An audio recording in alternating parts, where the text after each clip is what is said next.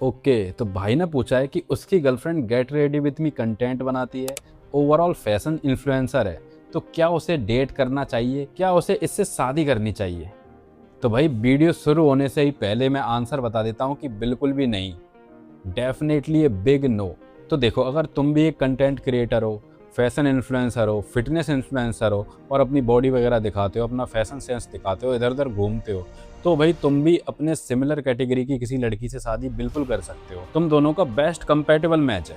लेकिन अगर एक तुम सिंपल 9 to 5 जॉब करते हो या कोई बिजनेस करते हो, लेकिन आप किसी ऐसी लड़की को डेट कर रहे हो जो कंटेंट क्रिएटर है, उसमें भी फैशन कंटेंट क्रिएटर है, get ready with me content share करती है, अपना पूरा फैशन रूटीन शेयर करती है, मेकअप रूटीन शेयर करती है, आपकी ना जाने कैसे जोड़ी बन गई, भगवान भला करे, लेकिन ये सबसे बुरी जोड़ी है। तो सबसे पहले तो ये बता दूं कि ये जितनी भी फैशन कंटेंट क्रिएटर है, वह किसी अमीर लड़के को फंसाएंगी, उससे शादी करने के लिए इच्छा जताएंगी, उसे डेट करेंगी, क्योंकि वह पैसे की वैल्यू को समझती हैं।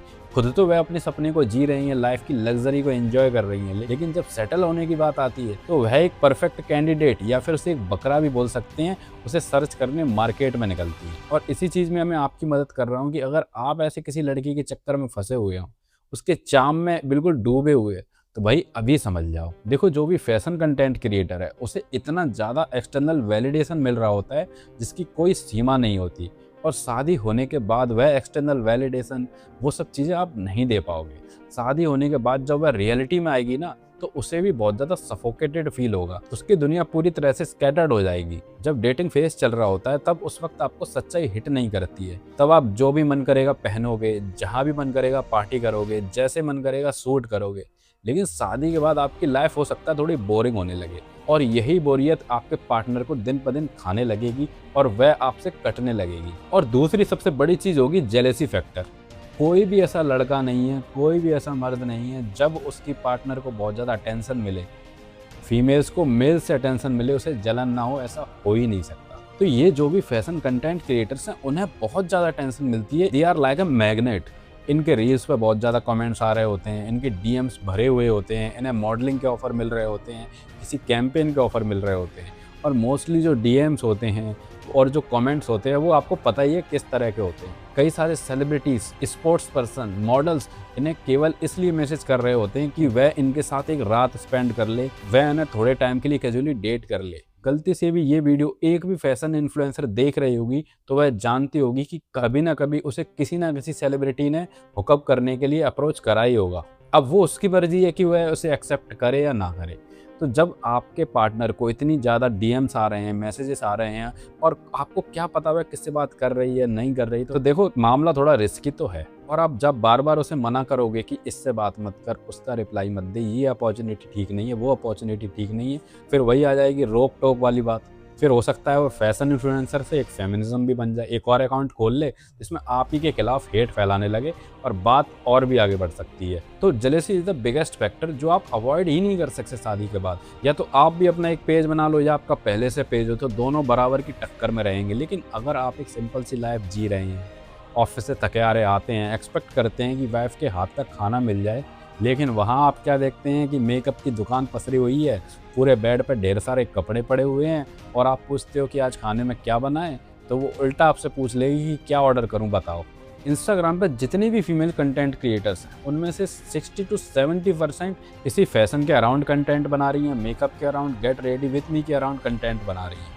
पता नहीं इंडियन फीमेल्स को क्या हो गया है कि उन्हें और भी कोई भी कंटेंट टॉपिक सूझ ही नहीं रहा है। और रही बची जो भी 10-20% फीमेल्स हैं, वह मैन हेटिंग कंटेंट बना रही हैं, फेमिनिज्म कंटेंट बना रही हैं। तो जो भी ऐसी इन्फ्लुएंसर्स हैं, इन्हें फॉलो करिए, कमेंट करिए, सपोर्ट करिए, लेकिन ये डेट एंड मैरी के लिए तो बिल्कुल भी राइट कैंडिडेट नहीं है। ये सभी फैशन इन्फ्लुएंसर्स बहुत ही ज़्यादा चार्मिंग एंड अट्रैक्टिव लगती हैं, तो हर लड़का चाहता है कि काश ये मेरी गर्लफ्रेंड हो। लेकिन कैजुअली गर्लफ्रेंड और डेटिंग तक तो ठीक है, लेकिन इनके साथ सीरियस मत हो जाना कभी भाई, क्योंकि ये कैमरा का गेम जानती है। इन्हें पता है कि कैमरे में अट्रैक्टिव लगना कैसे है, कौन सी रील पोस्ट करना है जिससे ज़्यादा से ज़्यादा इंगेजमेंट मिले, ज़्यादा से ज़्यादा वायरल हो, कौन सा हुक यूज करना है जिससे ज़्यादा मेल अटेंशन मिले। तो अगर आप सोच रहे हो कि यार ये कितनी अट्रैक्टिव है, हो सकता है उसका जो अट्रैक्टिवनेस है वह उसके पूरे के पूरे मेकअप से आ रहा हो, पूरे के पूरे ऐसे कपड़ों से आ रहा हो जो कि रिवीलिंग हो, जिसमें वह अपनी बॉडी दिखा रही है।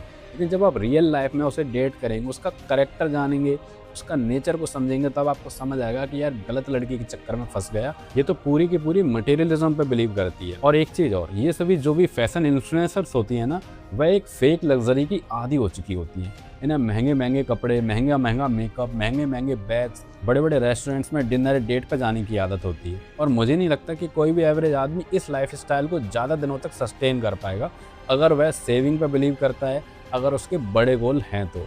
अगर आप हैंड टू माउथ खाना चाहते हैं तो डेफिनेटली आप ये सभी शौक पाल सकते हैं। तो अगर आप इस लाइफस्टाइल को सस्टेन कर पाएंगे, अपनी पार्टनर को ये सभी चीज़ें दे पाएंगे, तो ही शादी करना, वरना आप उस मकड़ी के जाल में फंसने वाले हो जिससे निकलने का कोई भी रास्ता नहीं है। तो उम्मीद है कि इन कुछ पॉइंट्स से आपको समझ आया होगा कि क्यों इन फैशन इन्फ्लुएंसर्स को डेट नहीं करना चाहिए, क्यों ये शादी के लिए परफेक्ट कैंडिडेट नहीं है। इनका कंटेंट कंज्यूम करिए, एंटरटेन होइए, बस उससे ज़्यादा कुछ भी नहीं। अगर आपकी सराउंडिंग में कोई भी ऐसी इन्फ्लुएंसर है जिससे आप अट्रैक्ट हो रहे हो और वो भी आपसे अट्रैक्ट हो रही हो और आप डेट कर रहे हो, तो बस कैजुअली डेट करिए। आप बाकी कुछ समझदार हैं। अगर आपका भी कोई ऐसा सवाल है, कोई उलझन है, कोई कन्फ्यूजन है, तो कमेंट में लिख के बताइए, उसके बारे में डिस्कस करेंगे। आपकी भी हेल्प होगी और 2-4 और लोगों की भी हेल्प हो जाएगी। तो मिलते हैं नेक्स्ट वीडियो में, तब तक के लिए नमस्ते, बाय बाय।